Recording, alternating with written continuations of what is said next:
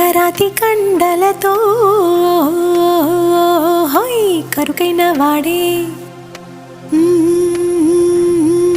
వెన్నముద్ద గుండెలతో హోయ్ కరుణించు తోడే.